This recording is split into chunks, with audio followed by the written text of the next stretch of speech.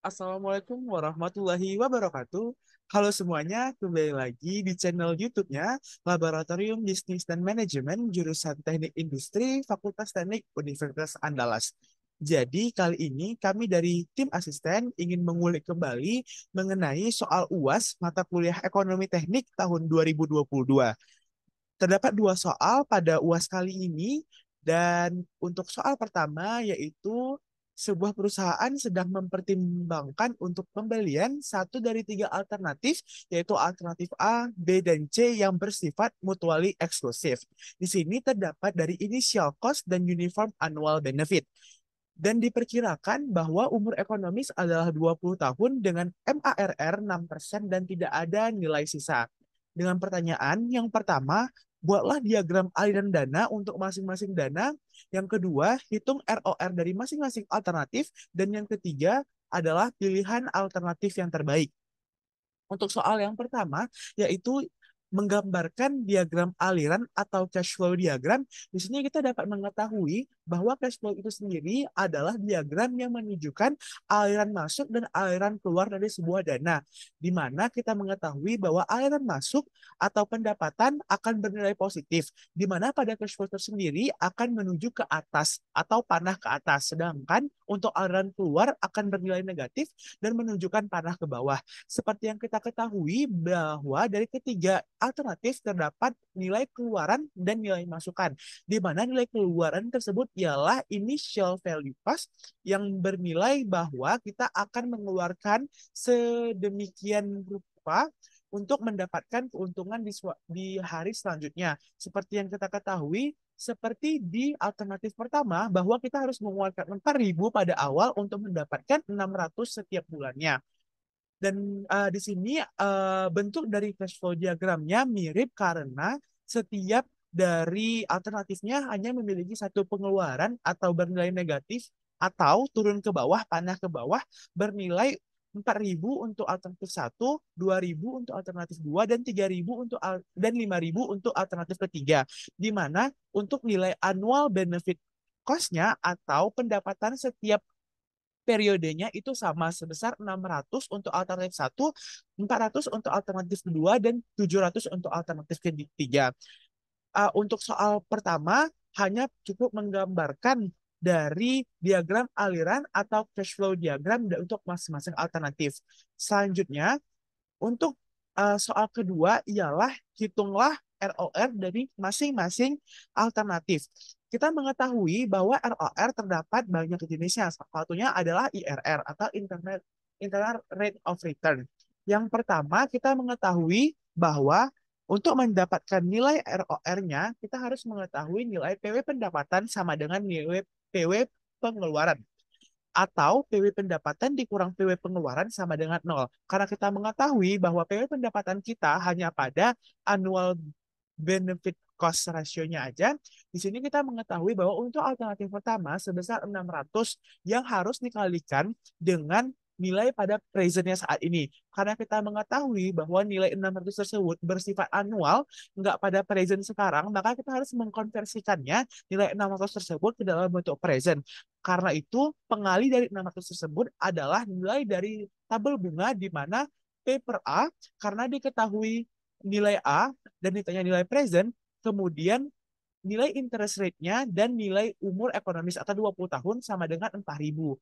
Di sini kita mengetahui bahwa untuk mengetahui nilai P per A, I, 20 tahun sama dengan 4.000 harus tambah dari tabel bunga. Oleh karena itu, kita harus mencari nilai P per A yang tersendiri. P per A, I, 20 itu sendiri. Sehingga didapatkan setelah hasil pembagian dari 4.000 dengan 600, maka mendapatkan nilai P per A, I, 20 sama dengan 600, maaf, sorry, 6,66. Di sini, hal ini sangat merujuk kepada tabel bunga untuk menentukan nilai interest rate-nya. Kemudian kita dapat membuka tabel bunga yang kita punya bahwa diketahui jika nilai I sama dengan 14% untuk 20 tahun dalam kolom P per A, maka didapatkan nilainya itu sebesar 6,623. Atau jika dikali dengan 600, hasilnya ialah 3.973,8. Hal ini sangat mendekati nilai 4.000. Sedangkan jika kita mengasumsikan bahwa nilai I sama dengan 13%, maka nilai yang didapatkan sebesar 700,025. Apabila dikalikan dengan 6.000 sebesar 4,215. Hal ini juga melewati dari nilai perkiraan atau 4.000. Oleh karena itu, untuk memastikan hal ini sama bernilai dengan 4.000, maka kita harus melakukan interpolasi. Interpolasi di sini bertujuan untuk menentukan nilai X yang pasti dari interval 13 hingga 14% tersebut. Kita ketahui bahwa 14% dikurang X per 14% dikurang 13% sama dengan 6,623 dikurang 6,666. Di sini kenapa dapat 6,66? Di situ bahwa diketahui bahwa nilai X yang dibutuhkan itu sebesar 6,666. Sehingga maka nilai X untuk interpolasi sebesar 6,66. Kemudian untuk baris selanjutnya diketahui bahwa 14% kurang X tetap dan 14% kurang 13% sama dengan 1%. Dan 6,623 dikurang 6,66% bernilai minus 0,04, sedangkan 6,623 dikurang 7,025 bernilai minus 0,402. Di sini diketahui bahwa untuk mendapatkan nilai X itu sebesar 13,89%, atau untuk mencapai nilai sebesar 4.000 tersebut, interest rate yang digunakan adalah 13,89%. Di sini kita mengetahui bahwa dengan MARR 6%, maka alternatif satu dapat dikatakan layak karena nilai interest rate yang lebih tinggi atau nilai I yang lebih tinggi. Untuk alternatif kedua, nah kita melakukan hal yang sama dengan menginterpolasikan apa yang memungkinkan untuk menjadi interest rate-nya pada alternatif kedua. Di sini kita dapat mengetahui bahwa nilai yang dibutuhkan untuk P per A, I, 20 adalah 5. Sedangkan kita harus melihat tabel bunga yang bernilai mendekati 5. Itu terdapat bahwa interest rate 20% dan 18%. Di sini kita lakukan interpolasi. Namun, karena kita mengetahui bahwa nilai MARR-nya itu bakal lebih kecil daripada 8, antara nilai 18 sampai 20%, otomatis nilai dari alternatif kedua layak digunakan. Dan kita akan lakukan untuk alternatif ketiga. Alternatif ketiga di sini kita dapat mengetahui bahwa nilai untuk compoundable interest rate-nya itu P per A, I, 20 itu bernilai 7,142. Jika kita melihatkan tabel bunga, bahwa nilai yang mendekati 7,142 itu ada di sekitaran 12% hingga 13%.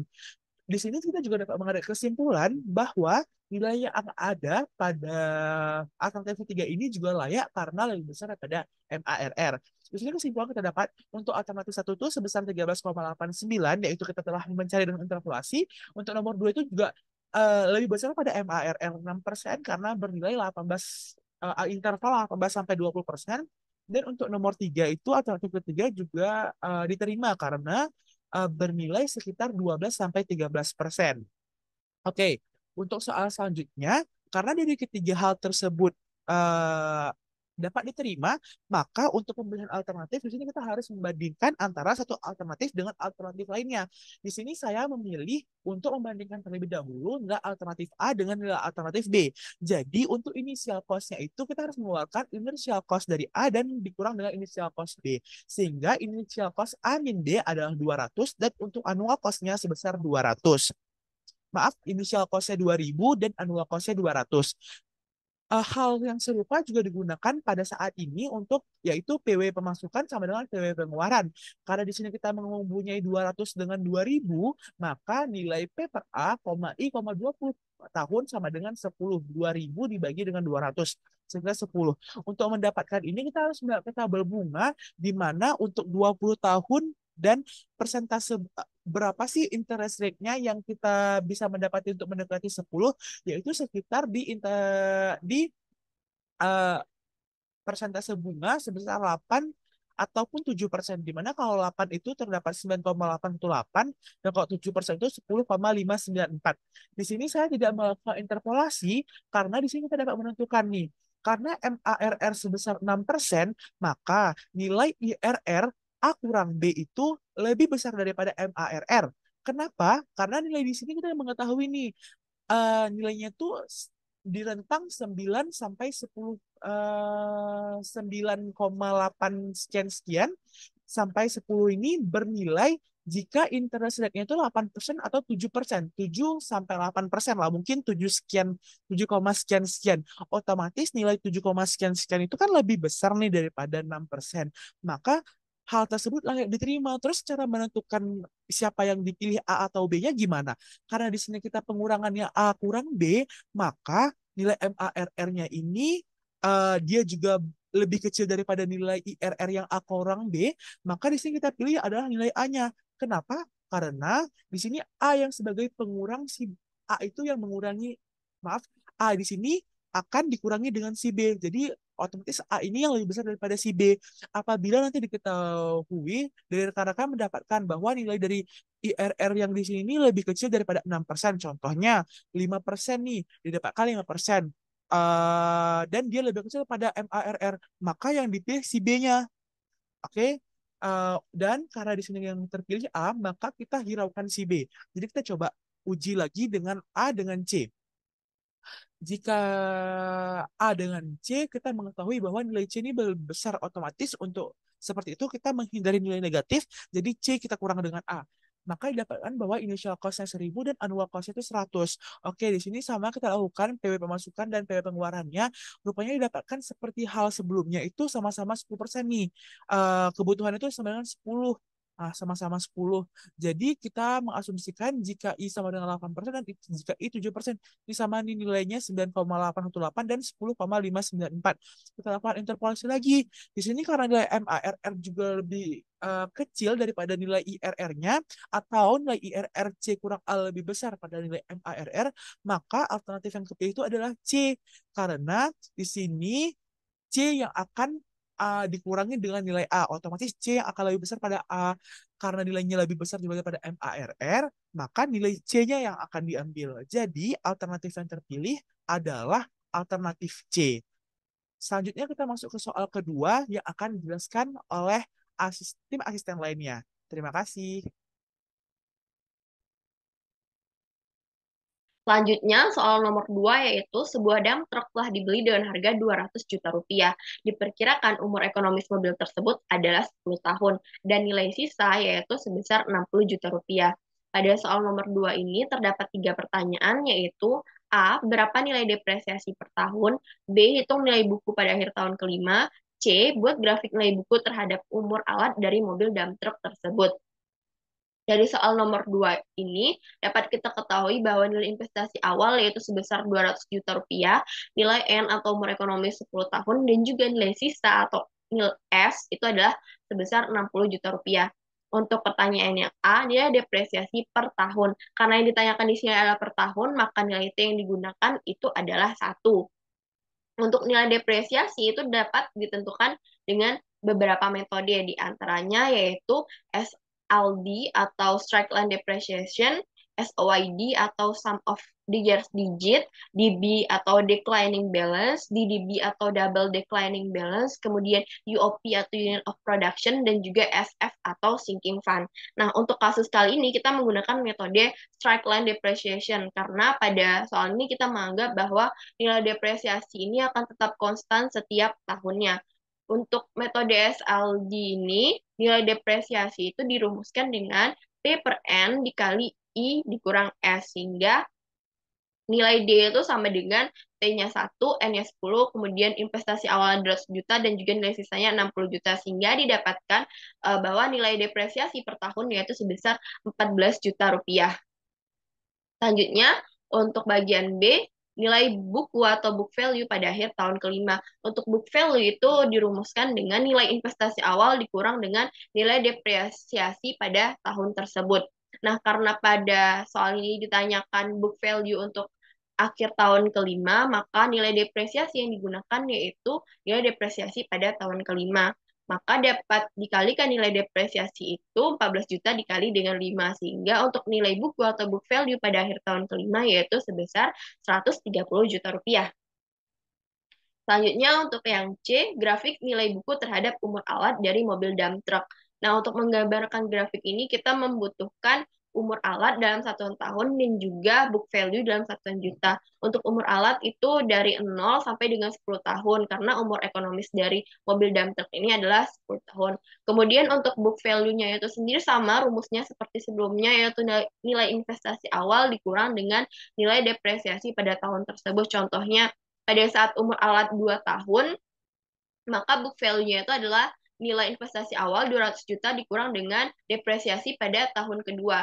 Nah, depresiasi pada tahun kedua itu berarti 14 juta dikali 2 atau 28 juta. Sehingga book value-nya itu 200 juta dikurang 28 juta yaitu 172 juta. Kemudian di sini terdapat grafik book value terhadap umur alat dump truck. Untuk bagian vertikal ini merupakan nilai dari book value dalam satuan juta. Untuk bagian horizontal ini merupakan umur alat dalam satuan tahun.